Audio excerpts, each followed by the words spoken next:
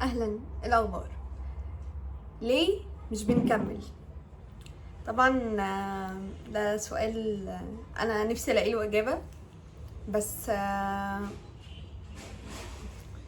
بصوا، احنا هنستحمل بعض شويه في حوار الصوت عشان انا المايك مرضاش يشتغل، فاحنا مضطرين. معلش، عدولي الدنيا ايه لحد ما نلاقي حل. لو حد يعرف البتاع ده بيشتغل ازاي يقولي، عشان انا حاولت ومعرفتش. يعني المهم، خلينا في الموضوع بتاعنا. ليه مش بنكمل؟ هي اسباب كتير، واسباب بجد بتختلف من شخص لشخص ومن تجربة حد لتجربة حد تاني، بس النتيجة واحدة في الاخر، ان احنا منكملش. لينا ايه، ناخدها نقطة نقطة.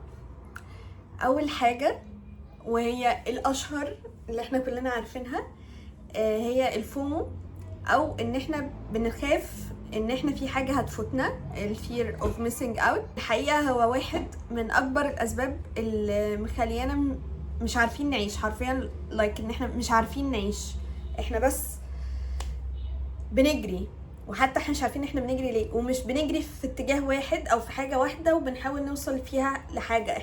احنا بنجري في طرق كتيرة قوي في وقت واحد، وبنقسم نفسنا مليون حتة، وفي الاخر بنلاقي ان المحصلة زيرو زيرو كبير قوي كده، كحكاية كبيرة قد كده. تاني حاجة اللي هي نتيجة للسبب الاولاني بتاع الفومو، ان احنا بقينا ناخد من كل قصة حكاية. يعني حرفيا زي يعني حتى دي فعلا واصلة للمرحلة دي، ان احنا حتى لما نيجي نتفرج على مسلسل، احنا ممكن نفتح كذا مسلسل في وقت واحد ونتفرج على هنا حلقتين وهنا حلقتين وهنا حلقة، وما بقاش عندنا قدرة ان احنا نكمل حاجة للاخر. طب احنا هنعرف منين هل المسلسل ده فعلا حلو، ولا احنا ما ادينالوش حقه في ان احنا نتفرج عليه ونكمل احداثه؟ والفيلم ده، حتى الفيلم، يعني الفيلم، يعني المسلسل هتبقى محتاج حلقات كتير، ممكن يكون لسه اصلا بيتعرض، لكن الفيلم انت هتخلصه، يعني هي ساعة ولا ساعة ونص انت هتخلصها. فما بقيناش حتى بنكمل الحاجة الصغيرة البسيطة اللي هي المفروض اصلا للترفيه عشان نقدر نكمل حياتنا. المصدر الترفيه نفسه احنا مش بنكمله. ازاي مستغربين ان احنا مش عارفين نكمل بقى في حاجات المفروض هي حياتنا، سواء اختيار كارير هنكمل فيه سنين، سواء حاجات كتير، كل حاجة حرفيا، دراسة، كل حاجة. يعني مثلا نبدأ كارير معين واقول خلاص انا مقتنع، ده انا، ده مستقبلي، ده اللي انا شايفة نفسي فيه، دي الحتة بتاعتي، دي الحتة اللي انا افهم فيها. فيديو 30 ثانية، المجال السين اللي انت اخترته ده افشل مجال في العالم، يجيب لك بقى كمان رانكس، دلوقتي بقى ارقام رانكس، ده تاني اسوأ مجال على مستوى العالم، ده مش عارف ايه، ده هيختفي بعد نص ساعة، والاي اي هيجي ياخد مكانك. مليون فكرة في 30 ثانية. هي بجد حاجات تبان تافهة قوي، ممكن نكونش بناخد بالنا منها، بس لما تيجي تركز فيها هتلاقي ان الحاجة الكبيرة بتاعت احنا ليه مش بنكمل اساسها حاجات بتعملها كل يوم، بنعملها انا اولكم، بنعملها كل يوم في حياتنا، واحنا مش حاسين ان دي سبب كبير من اسباب. يعني زي ان انا دلوقتي نسيت انا كنت بقول ايه، عشان انا الاتنشن سبان بتاعي مضروب بالنار.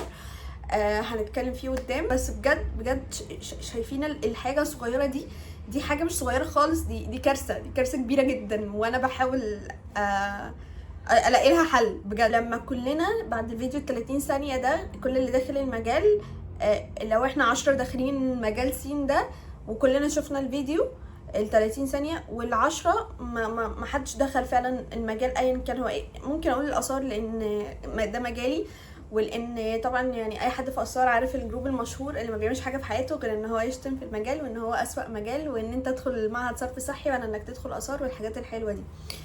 دلوقتي بعيدا عن قد ايه فعلا الناس سابت المجال بسبب الكلام ده، لو احنا كلنا اهو احنا في الجروب وسمعنا الكلام ده وكلنا فعلا سيبنا المجال، اللي هيحصل في المجال، اللي هيحصل في حاجه كبيره زي دي عشان خاطر كلنا رحنا معهد الصرف الصحي؟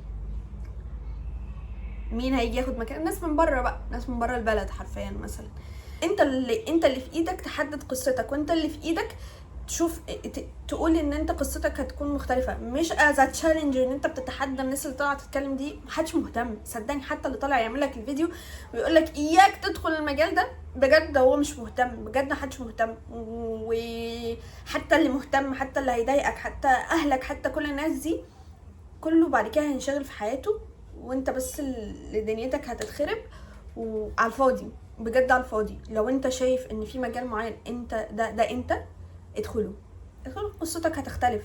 انت اصلا ممكن تعمل حاجه تعمل حاجه محدش عملها قبل كده، فتبقى انت اللي فتحت المجال ده عالم تاني from scratch. وحتى لو ما عملتش، انا قبل ما ادخل اثار، لما طبعا انا اتهيمت كتير قوي ساعتها لما دخلت، ومش هنكر ان كلامهم فيه جزء كبير من الصحه على فكره، سألت نفسي سؤال، والسؤال ده هو كان السبب في ان انا دخلت الكلية. بعد ال4 سنين لو اتحققت كل نبوءات الناس وان انا ما لقيتش شغل وقعدت في البيت، اللي هي بالنسبة لي مش حاجة انا مش هستريح لو حصلت لي، وما لقيتش شغل وما اشتغلتش، هزعل على ال4 سنين، هندم اني دخلت الكلية دي؟ الاجابة كانت لا. ساعتها انا قلت خلاص انا داخلة.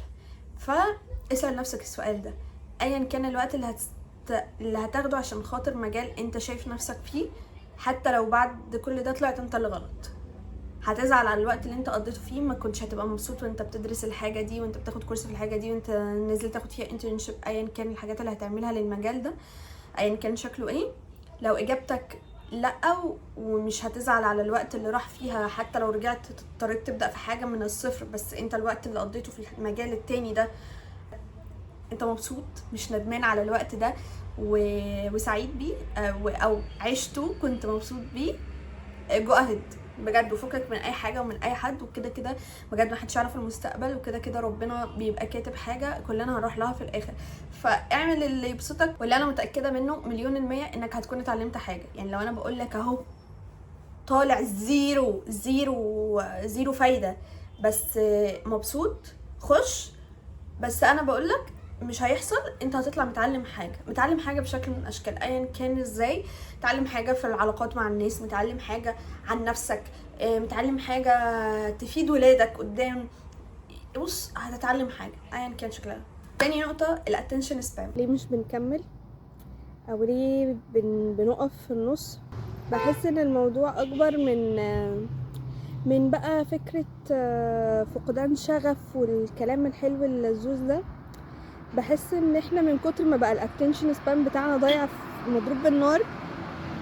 فهو مش بس مضروب بالنار ان انت مش عارف تسمع فيديو طويل شوية، او ان انت بسبب الشورتس الكتيرة، هي طبعا دي اسبابها، بس ان كمان انت من كتر ما الاتنشن سبان ضايع انت مش قادر انك تدي في حاجة لمدة كبيرة قوي. بتيجي وقت خلاص انت الاتنشن بتاعك بخصوص الحاجة دي مات. هركب ونكمل بقى ايه في البيت بمايك عدل. طيب احنا متربناش على في عصر جين زي وجين الفا، احنا ما نعرفش يعني ايه نتيجة تراكمية. احنا تعودنا على كل حاجة لحظية، فيديو واحد بنشوف فيه حياة بني ادم كامل من ساعة ما صحي من النوم لحد ما نام. فيديو كامل في ثواني بنشوف مسيرة حد 4 سنين ولا 5 سنين ولا 7 سنين في الكلية، جايبها لك في ثواني من يوم ما دخل الكلية ليوم ما اتخرج، في فيديو واحد، في فيديو بجد ممكن ما يتعداش 45 سنة. دي حاجة مش منطقية ان هي وحشة او اللي هما بيعملوه ده وحش، بس اللي مش منطقي ان انت عقلك تسيبه فاكر ان انت لازم تبقى بنفس رتم سرعة الفيديو 30 ثانية، وان انت ما تترجملوش ان ده ثواني من 24 ساعة مش ال 24 ساعة.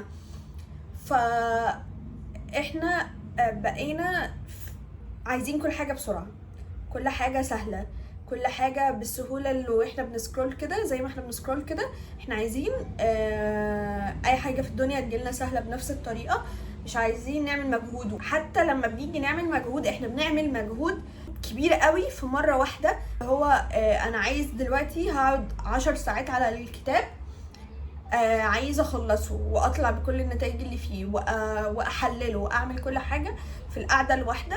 احنا ما نعرفش يعني ايه النتيجه التراكميه. بجد هي باختصار شديد قليل دائم خير من كثير منقطع. دقيقة، دقيقتين، 5 دقايق بس مستمر، هتشوف نتيجة انت مش هتتخيلها، وعقلك هيتطور. دي نقطة تانية مهمة. لما بنعمل حاجة في قعدة واحدة، احنا هنا مش بنطور العقل بأي طريقة، احنا بجد بنضغطه وبنهلكه. على عكس لما بتحطه في تيست كل يوم، فانت بتطور منه بطريقة من غير ما تعمله دامج يعني، او من غير ما تهلكه. واللي هو ايه، تيجي مثلا مرتين ولا مرة في الاسبوع تشد عليه شدة اعلى شوية عشان تخرجه من الكومفورت زون، اللي هو 1% بقى بالنسبة له كومفورت زون. خلاص الستريس الاولاني عليه خلص، فخلاص بقى يعملها بسهولة، فتبدأ تعلي ليفل شوية، تبدأ تعلي ليفل شوية، تبدأ تعلي ليفل شوية، برضو كل ده بشكل تراكمي، بشكل واحدة واحدة. ساعتها بس ده الوقت اللي عقلك فيه بيتطور، مش زي ما احنا بنتخيل ان احنا عقلنا بيتطور لما نقعد نضربه ضربة عالية قوي ونقعده مثلا يذاكر 20 ساعة في اليوم ونطبق ومش عارف ايه. دي بجد اسوأ حاجة احنا بنعملها. وطبعا النتيجة المعروفة، منقدرش نكمل حلقة من مسلسل على بعضه غير واحنا مثلا بنفرك في ايدينا في الموبايل الناحية التانية. ما نقدرش نقعد على محاضرة ساعة، بجد الاتنشن سبان بيكون خربان بكل الطرق.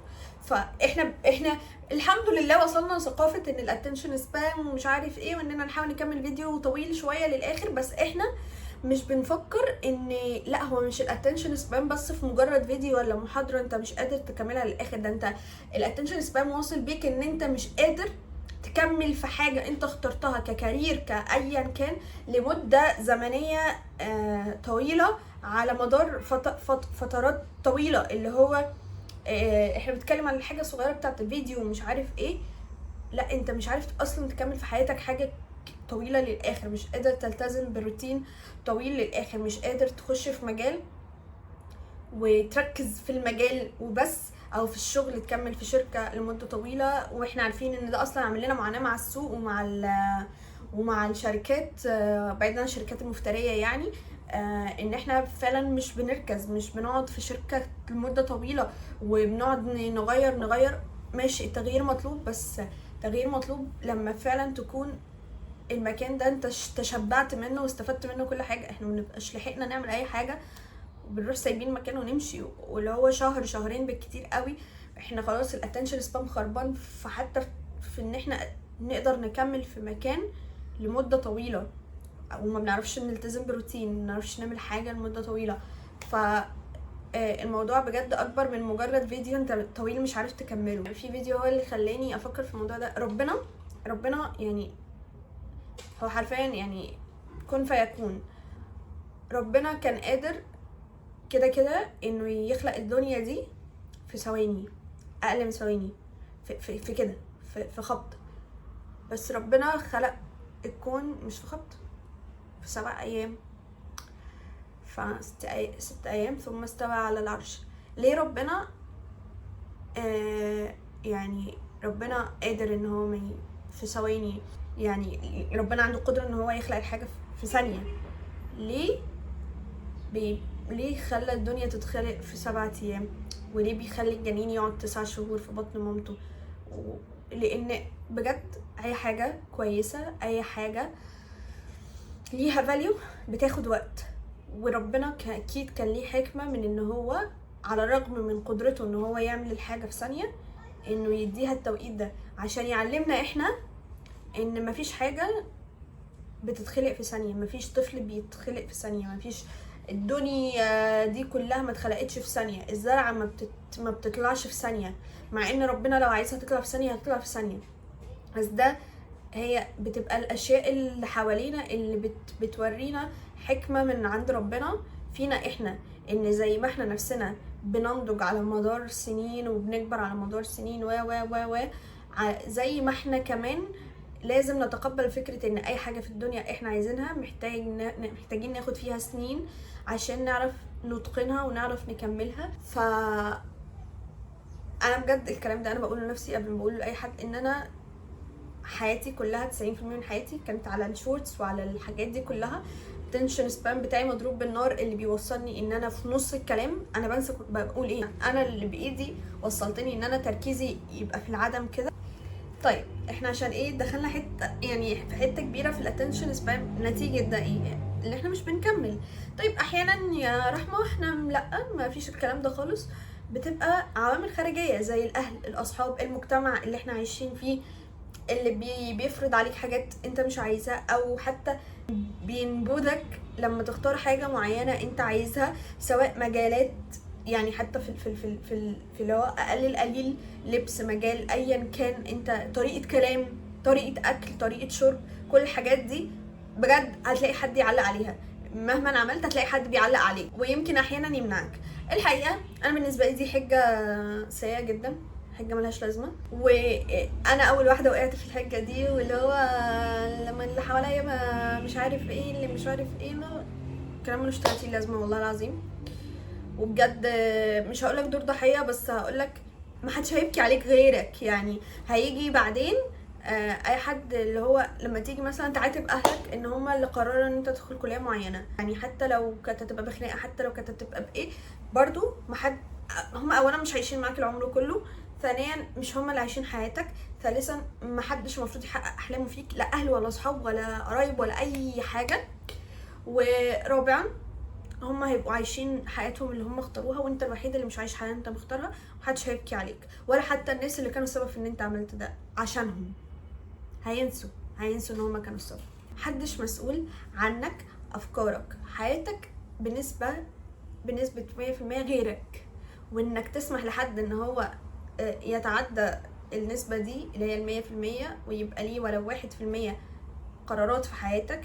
مش نصايح، انا مش بقول ان احنا ما نسمعش نصايح حد والكلام ده، بس القرار النهائي بتاعك انك تسيب حد ان هو اللي يقرر لك، فدي غلطتك، مشكلتك، محدش هيندم عليها غيرك، محدش هيعيط عليك غيرر. لما بقول هنا الصحاب وبقول هنا المجتمع، هنا بنتكلم عن القبول، ان انت ممكن اللي حواليك مش قابل قرارك ايا كان هو ايه، وايا كان في ايه، سواء مجال شغل، سواء اي حاجه في الحياه.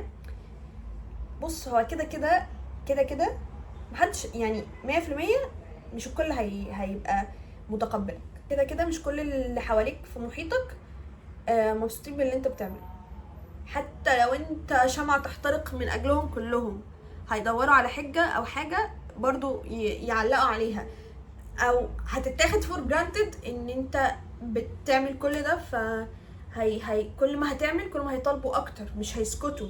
الانسان كده الانسان بطبعه حاجات كتيره قوي مش لذيذه بصراحه، بس الانسان بطبعه يعني لما هتلاقي حد شمعة تحترق من اجله مش هيداري على الشمعة ويحافظ عليها، لا هو هيحرقها وهيجيب اخرها. انت اللي عملت في نفسك كده، انا ما طلبتش منك انك يعني تعمل ده عشاني، انت اللي عملت كده.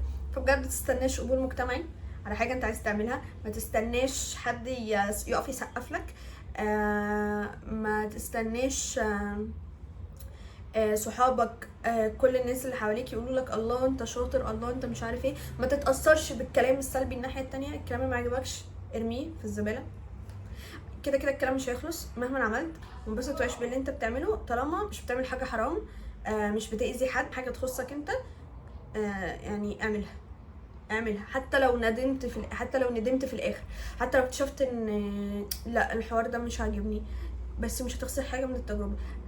بص طالما ما جربتش فانت زيرو اكسبيرينس، طالما جربت وفشلت فانت مش زيرو اكسبيرينس.